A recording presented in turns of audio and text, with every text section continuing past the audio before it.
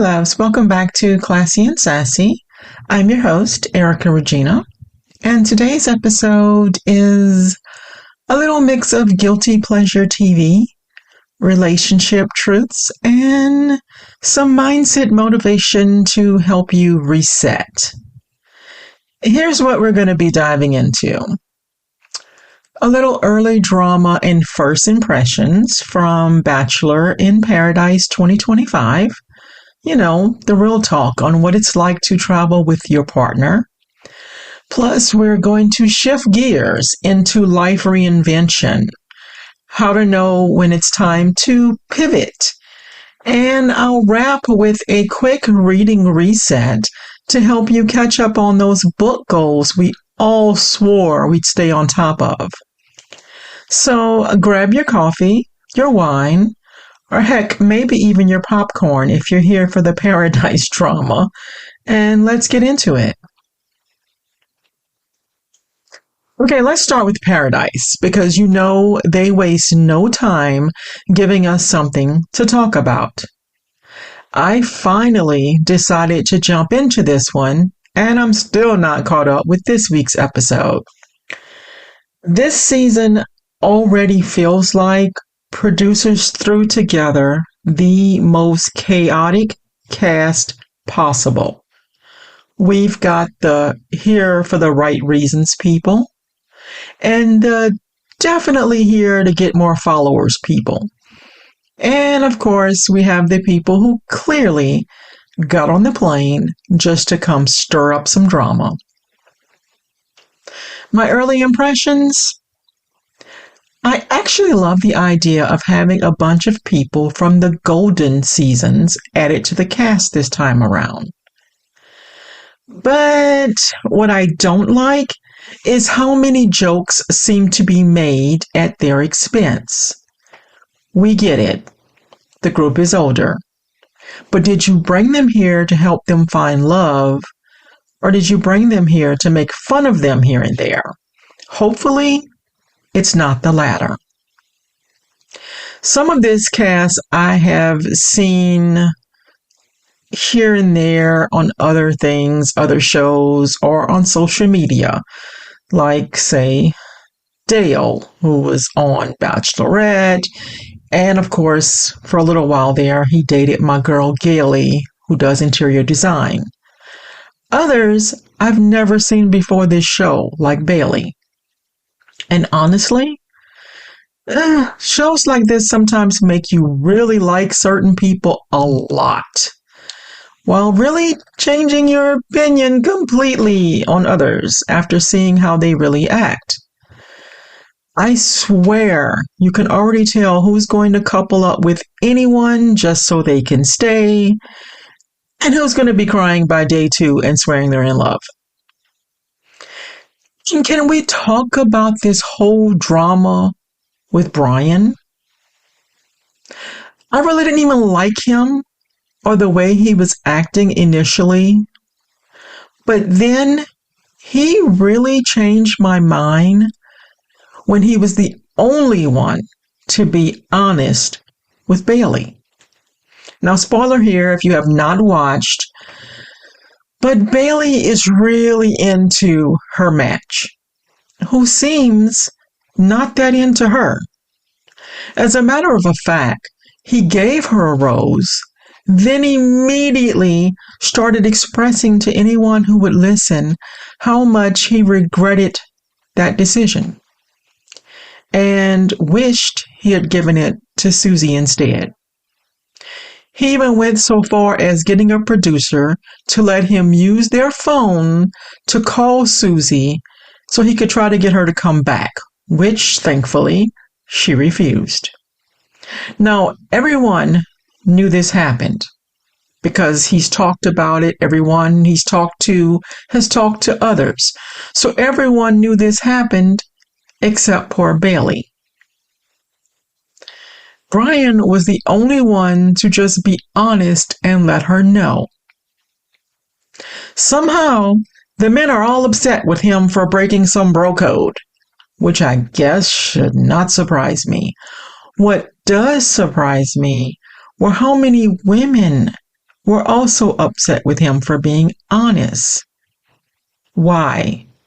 Because you all knew you should have told her as part of girl code, but didn't? Classic nonsense. But here's the thing. Paradise is like the ultimate reality TV group project.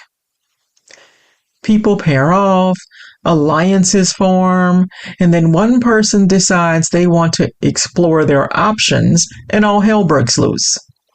I think that's probably why we love it. It's messy, but it's also such a reflection of how dating feels in real time sometimes. So tell me, who are your early favorites? And more importantly, which couple do you think is already doomed? All right, switching from Love and Paradise and Love Island to real life travel vibes. Let's talk about what it's really like to vacation with your significant other. Now, we travel a lot. Sometimes it's real vacations, others it's work. Lately, it's work a lot. Traveling together can be magical. New places, new memories, romantic dinners, shared adventures. But it can also be a test. You're out of your comfort zone, your comfortable bed. Your routines get thrown off, and suddenly you're debating whether Google Maps is leading you in circles. For me, one of the biggest lessons I've learned about traveling with a partner is this. Balance your needs. Like I said, we travel a lot for work, and my husband is an extrovert to the extreme. He can and will talk to everyone, everywhere, if you let him. I am not. I'm very content to avoid peopling, if you will. If we are traveling for work, I need some time to not focus on work, but just on resetting my social battery instead. Because let's be honest, I have to turn it on in order to engage with clients, but I also need to turn it off. So I've learned to express that in advance. We don't need to make every moment highly social, including all our clients. We need moments that are just us to reflect, refresh, and breathe. It makes the whole trip smoother. Another tip, set expectations before you go. Are you a happy joy person first thing in the morning just on principle, or do you really need sleep followed by coffee to function? Get that out in the open early so it doesn't become a fight mid-trip. I've had trips where it felt like a rom-com montage, and others where it was like, are we even speaking the same language right now? Both are normal. Traveling together doesn't just test your relationship, it teaches you about it. So couples, take notes, and I want to hear your funniest or most chaotic travel with partner stories. Let me know. Now, let's pivot, literally. Because sometimes life pushes us into what I call a season of reinvention. Here's the thing, reinvention doesn't just happen once. It comes in cycles. Maybe it's career, maybe it's your friendships, maybe it's who you are outside of work. And usually, the season shows up right when you're feeling either stuck, burnt out, or like what used to fit you just doesn't anymore. I've been through this more than once. Leaving corporate, starting my travel business, getting into real estate, heck, even when I launched this podcast, each one was me saying what worked for me before doesn't work for me anymore. So I had to rewrite the script. Now, the scary part, reinvention always feels risky. But the empowering part, you're doing it with such clarity, so much more than you had at, say, 20, because you know it matters to you now. So here's my challenge to you. Ask yourself, am I in a season of reinvention right now? And if the answer is yes, don't run from it, lean into it, and see where it takes you. Okay, book lovers, let me end this with a lighter segment, the mid-year reading check-in. If you're like me, your Goodreads reading goal tracker is probably judging you right now. And honestly, I've had to put a few books down lately because they just weren't hitting. And you know what? That's okay. Now, however, my Goodreads tracker decided to notify me that I was 4 books behind on my goal for the year right now, which I admit I found mortifying initially. But then I also have to look at the fact that I have read 59 books so far this year. That's nothing to sneeze at. Not to mention, with all the traveling I have coming up, I'll get caught up in no time. All that airport and plane time always gets me through multiple books. The key to a reading reset is to remove the pressure. The last thing you want to do is pick up a 600-page epic if you're in a slump. Go for something shorter, fast-paced, something nostalgic that you loved years ago if need be. And whether people believe it or not, audiobooks do count.